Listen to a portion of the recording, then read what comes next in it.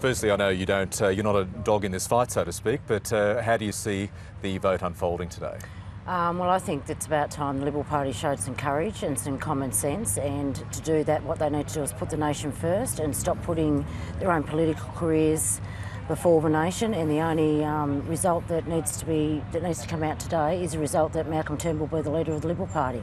Do you see him as the better person from your perspective to negotiate stuff like contentious legislation in the Senate?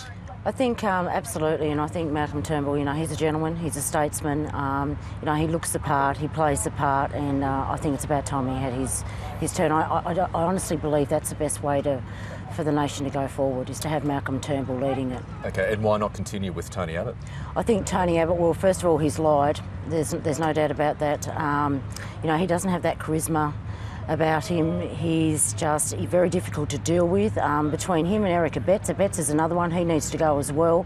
They need a full cabinet reshuffle, and I think Abbott's gone. And if he's not gone today, then it's just going to put the country in further turmoil, because sooner or later he is going to go. So let's get it over and done with so we can move forward. Why is Tony Abbott difficult to deal with? Well, I'm not really sure. It's just Tony Abbott himself. That's him. That's Tony Abbott's own personality, his own persona.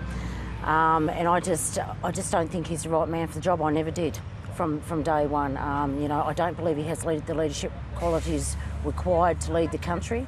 And like I've said before in past interviews, you spend 10 years in that army, you come across some very big men and some very big leaders. So compared to them, he's very small scale in my eyes. Okay, now you're attracted by Malcolm Turnbull's personality, but what's to say he won't change some of those contentious measures, the GP co-payment, the higher education reforms? Where does that leave you, even if he does become Prime Minister?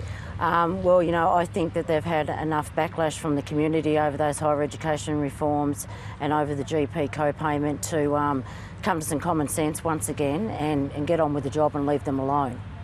Okay, so there's a very real prospect, or you hope, that those changes will be tossed overboard if Malcolm Turnbull wins? Oh, we certainly would, yeah. Like I said, I'm counting on the common sense of Malcolm Turnbull to turn this country around, so absolutely.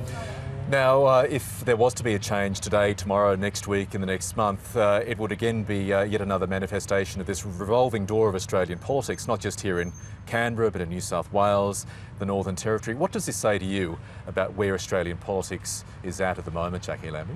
Well, what it says to me is that we're scarce on leaders and leadership, and that's extremely frightening. And I think it's time for a shake-up, but it's good for independents out there that want to have a clean shot at politics and bring some different perspective into Parliament. So I think it leaves it wide open. So if Liberal and Labor want to continue to fight with each other and change their leaders around, it does bring instability to the nation, and that's what really bothers me, and especially with business, whether it's large business, small business, medium business, it's really bringing instability to the country.